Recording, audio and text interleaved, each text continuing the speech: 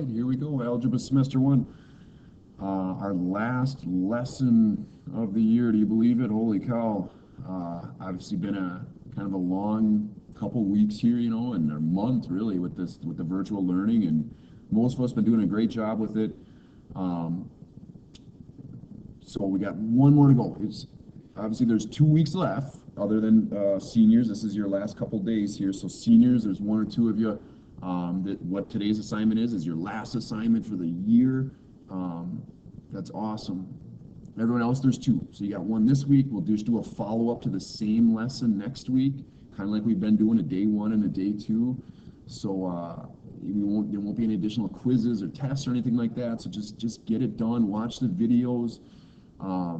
And finish. Anyone that's missing stuff, we got to go back and do it. You can kind of see, you know, as stuff gets entered on Infinite Campus, and I leave comments on Google Classroom.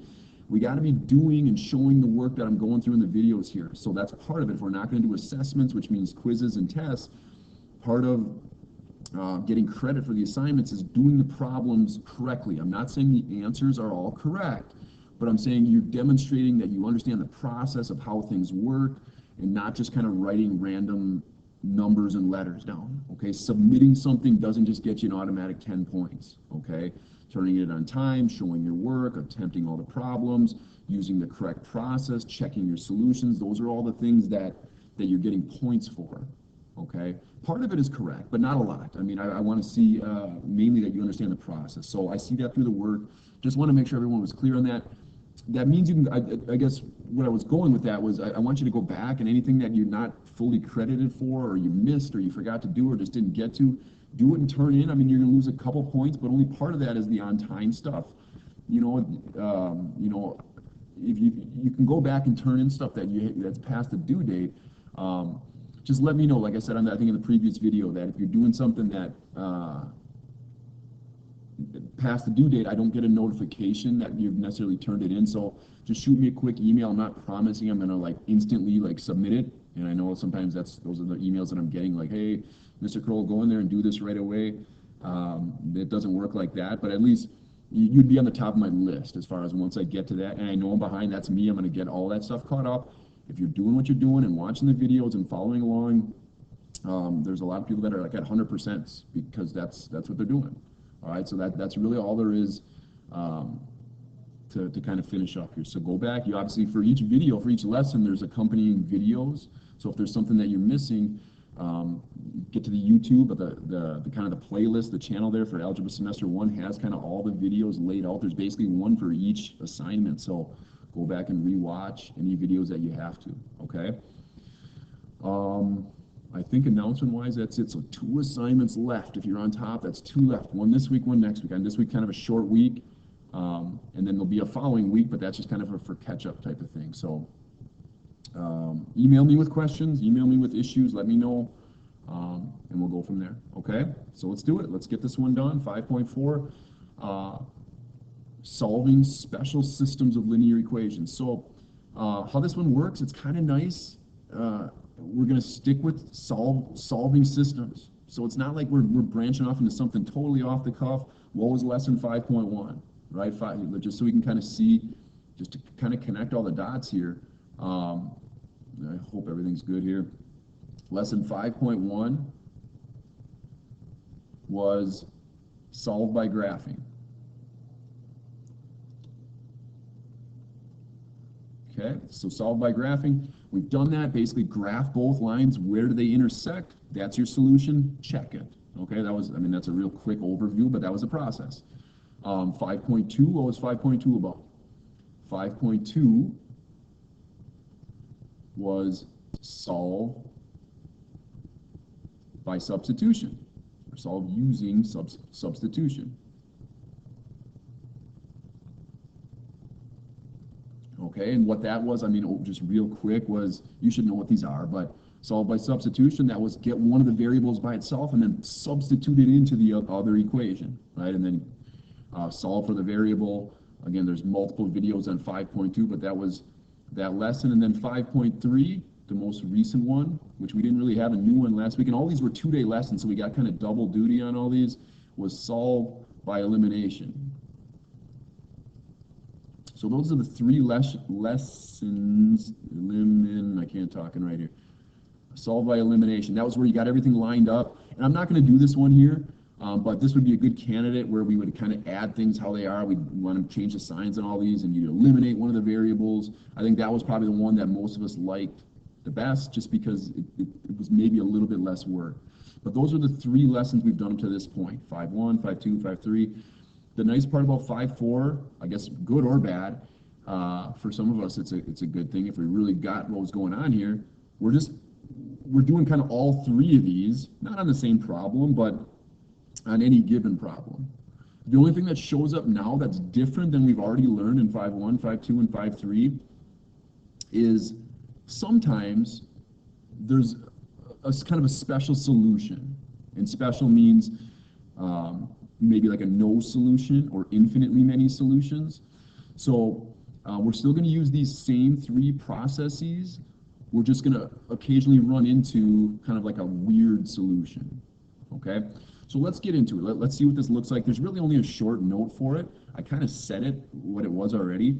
Like I said, I'm going to skip the warm-up. This would be something we, in class, obviously, I would have us do, get going, kind of thinking about the concepts that we've already done. We've spent 2 days doing elimination, so I think hopefully you're feeling comfortable with that. So let's just jump right to the notes here.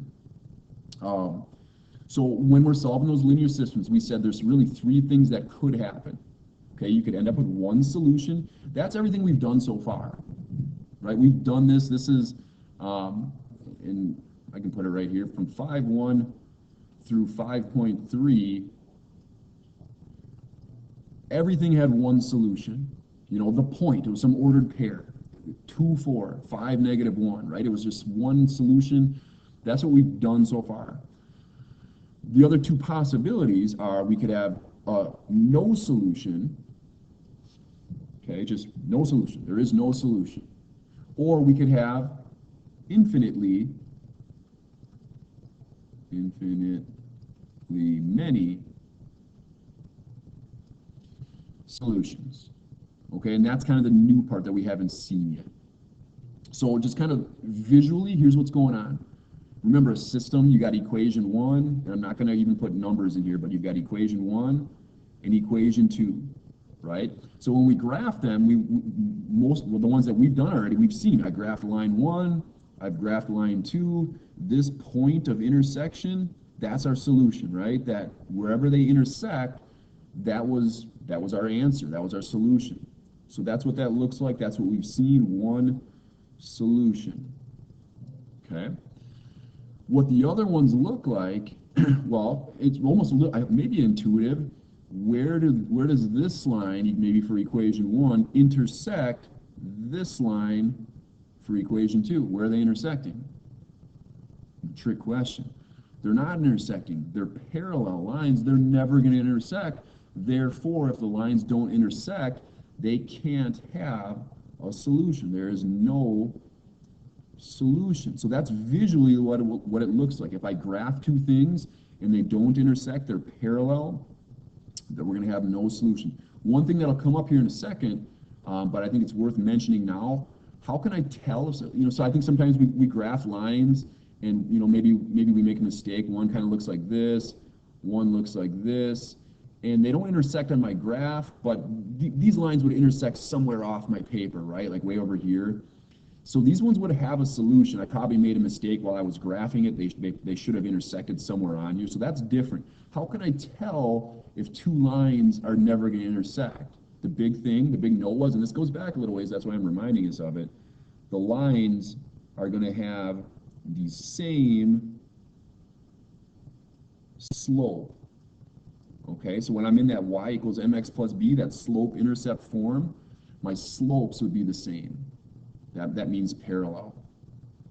Okay, and then this last one's kind of weird too, and you're looking at, what the heck? There's only, this one has 2 lines, this one has 2 lines, this one only has 1 line. So this is the infinitely many solutions. Infinitely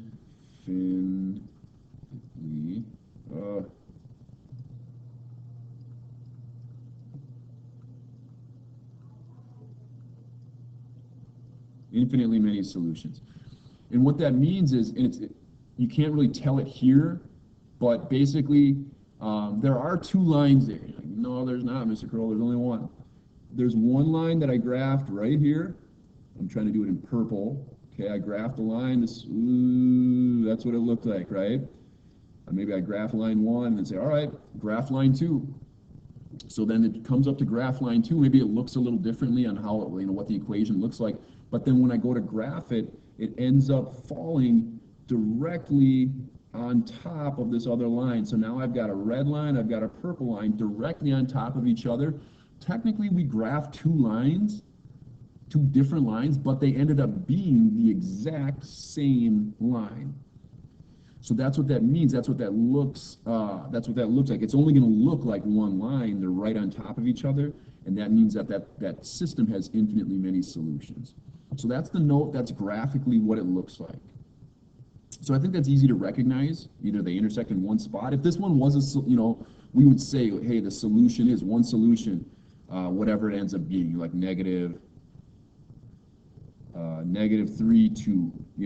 I'm just kind of making that up right there, but we would still say, hey, that was my solution. I check it and everything. These ones don't really have a check, okay? All right, so what do the problems look like? So on the homework, I guess let's do what we've kind of been doing. The first couple homework problems, the first 6 are really just kind of you getting used to, okay, what does it mean? What does it visually look like? Determine whether this system has one solution, no solution, or infinitely many solutions. So these first 6 are just based off what we just talked about, those notes, okay? 7, 8, and 9, there's only 3 problems left. The problem is that they take a little bit of time,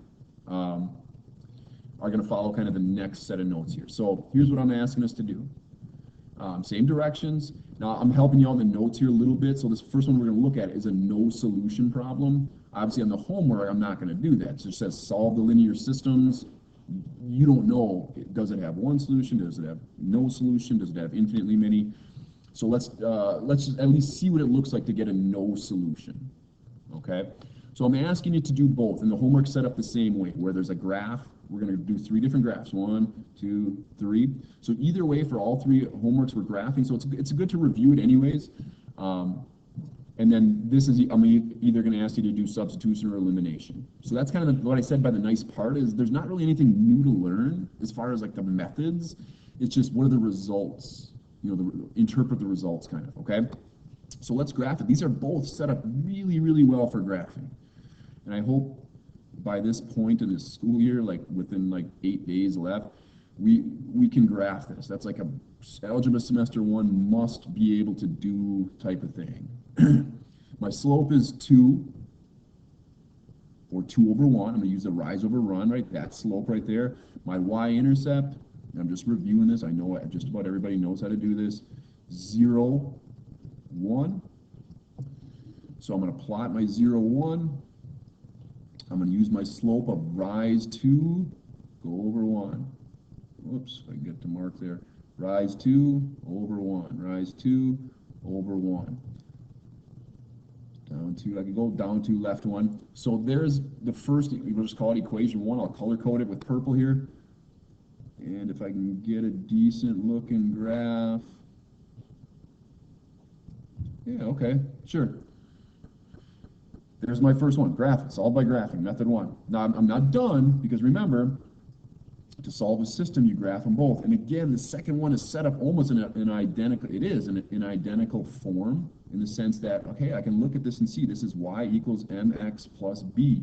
So my m is 2 over 1 again, 2, and my y-intercept is the point 0, negative 5.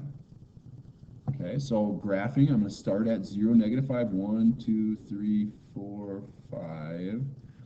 But then use that slope of up 2 over 1, up 2 over 1, up 2 over 1, okay?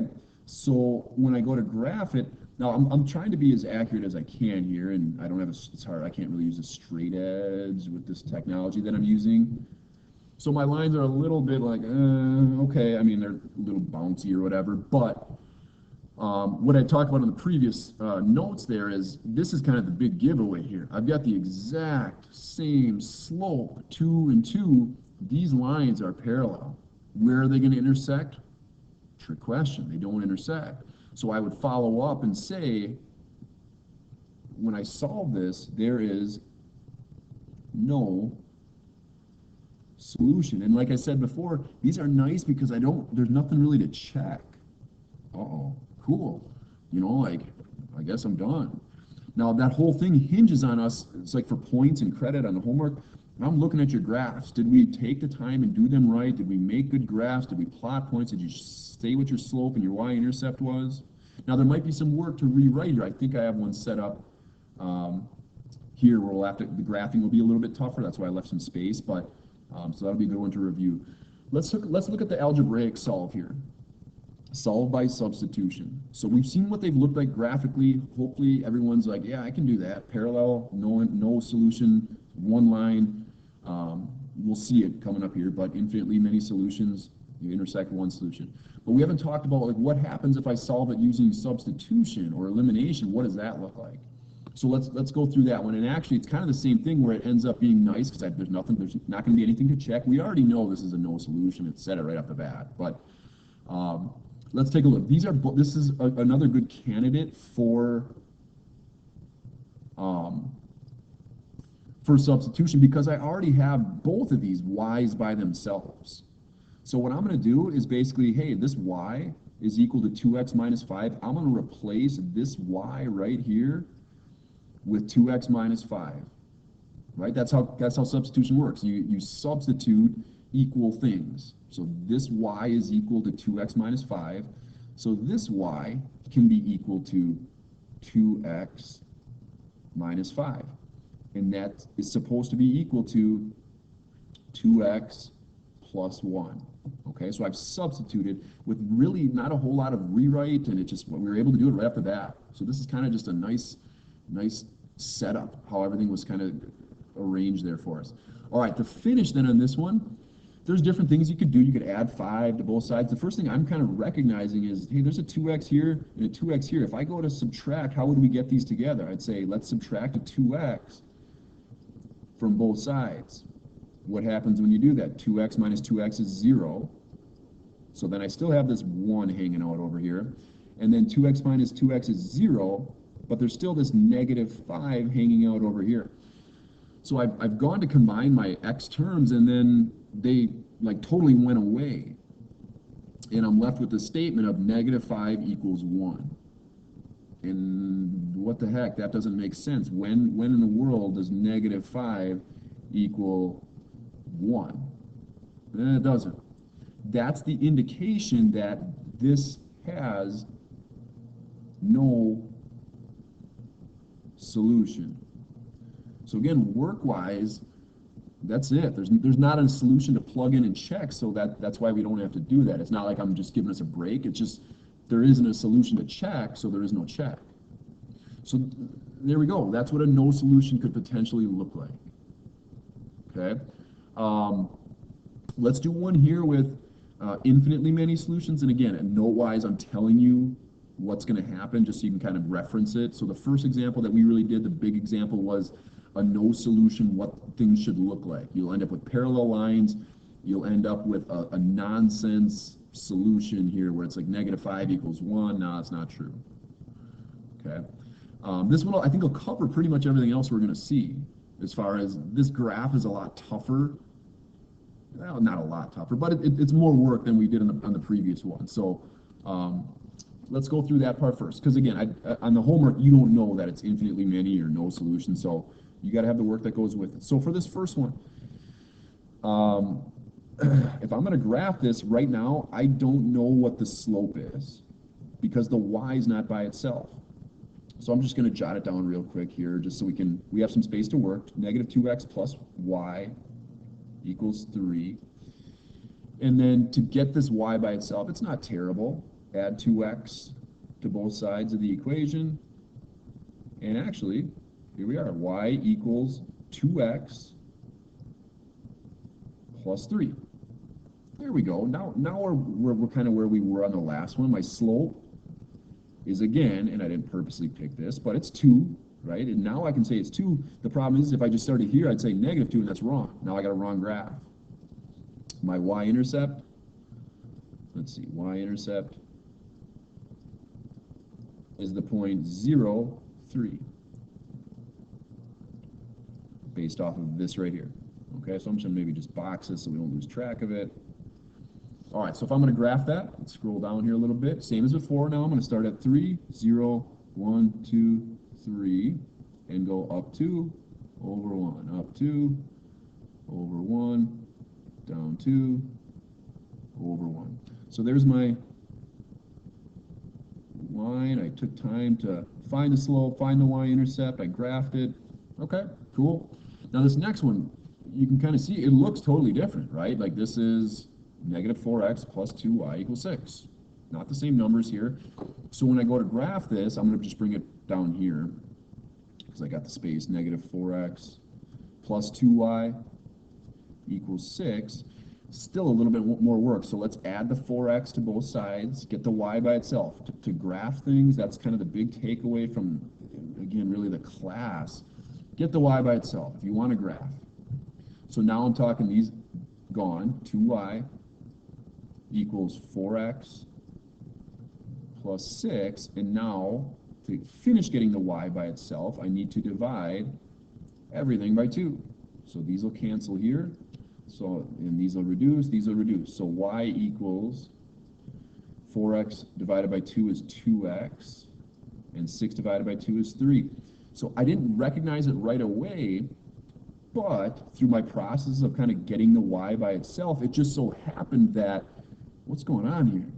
This separate equation that looked totally different at the start, by the time I went through all this work and got the y by itself, look what's going on. Y equals 2x plus 3, y equals 2x plus 3. So when I go to graph it, my slope is still 2 over 1. My y-intercept is still 0, 3. So when I go to graph it, 1, 2, 3, up 2, over 1, up 2, over 1, up 2, over 1, you can see, kind of like we talked about on the front, and I'm using colors that I think it makes it stand out, and I'm not saying you have to do that, but I go to graph it, and it looks like, obviously, if you were working in pencil in just one color, it's just going to look like the exact same line, a single line. You can kind of see I've got like a yellow and a purple line here. So my finish, there's my work, found my slopes, found my y-intercepts. My finish is state. What's the solution? Because it's said to solve. The solution is there are infinitely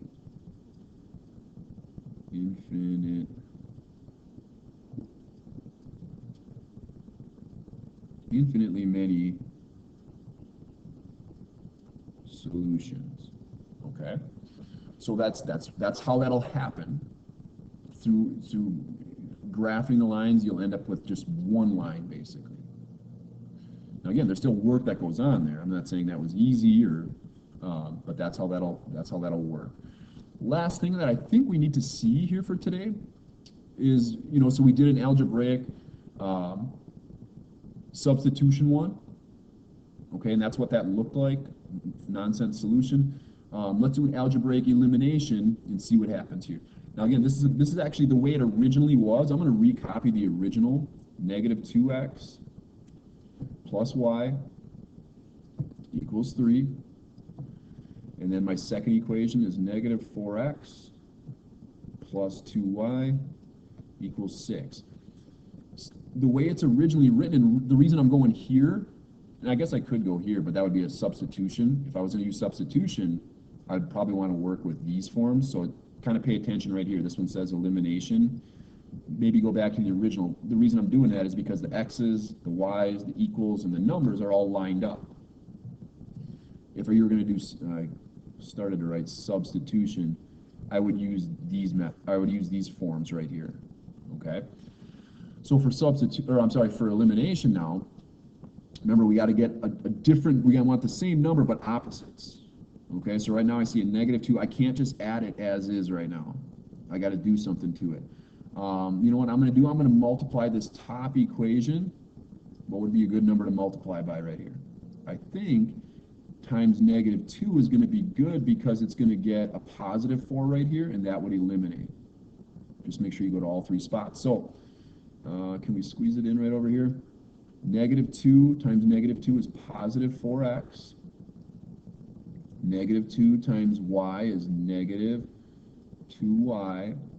And then over here you get equals, what's 3? Negative 2 times 3 is negative 6. This one we didn't do anything with, so I'm just going to recopy it down. Negative 4x plus 2y equals 6. And maybe you're already looking at this and saying, wait a minute now. We can definitely add. Remember, you add your columns. So what's 4x plus negative 4x? 0. That eliminates. Let's change colors here. That eliminates. Okay. Negative 2y plus 2y eliminates. So what's on the left side of this equal sign?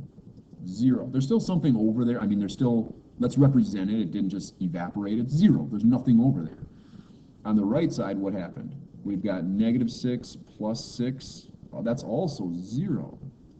So 0 equals 0. So we're down to just numbers again, but different than the last problem. This is actually, that's a true statement. 0 equals 0. That's true. So that's what that looks like. We would still make that conclusion of infinitely many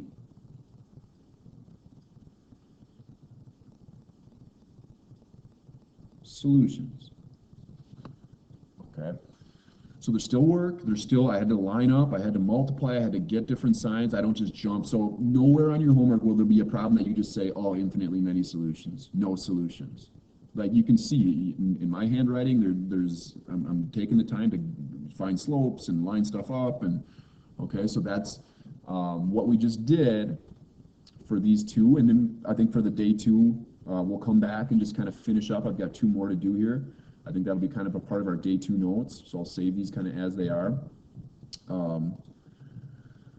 Pay attention to, as you're doing it here, so I'm just kind of walking you through the homework now. We talked about the first 6 already. You're just kind of based on what those visuals are, you should be able to tell, is there one, no, or infinitely many solutions. We didn't review a one solution one today, but remember, if you go to graph something and they intersect, then we want to say, hey, the solution is this point, you know, wherever they intersect or whatever it is. So just know that that could happen on any one of these next 3. So 7, 8, and 9 kind of all follow that same process. The only thing that would be different, you're definitely going to graph each one. That's why there's a graph. But just pay attention. I'm not asking it to do both here. This one's for substitution. This is probably the one that's not the nicest. This would be better for elimination, but you'll have it. You should hopefully have it set up for graphing wise. I would think you're going to rewrite this, get the y by itself. Use those rewritten versions for the substitution right here. But then I think both of these are kind of set up nicely. This one's set up nicely for elimination, like we did on that last example. And then this one here as well is set up for substitution because they're both, the y's are already by themselves. Okay, so take a look. Just be careful here. I think we're going to end up with a solution here if my memory serves me correctly. So just, I'm giving you a heads up, giving you a hint there. I think we'll end up with a solution on that one. All right, so there you go. There's your homework. Give it a shot. Email me with questions, with issues. Look at that. We kept it under 30 minutes there. Seniors, it's your last one. I almost said just get it done, but more than just get it done. Watch the video, follow. I'm asking you for 30 minutes here of watching the video, following. You can do it side by side, obviously. Pause it and go back and rewatch stuff. Everyone else, you got this one, and then we'll follow up with a day 2 next week. Okay, keep working on any of that missing stuff, absent stuff. All right, that's all I got for you. Yeah.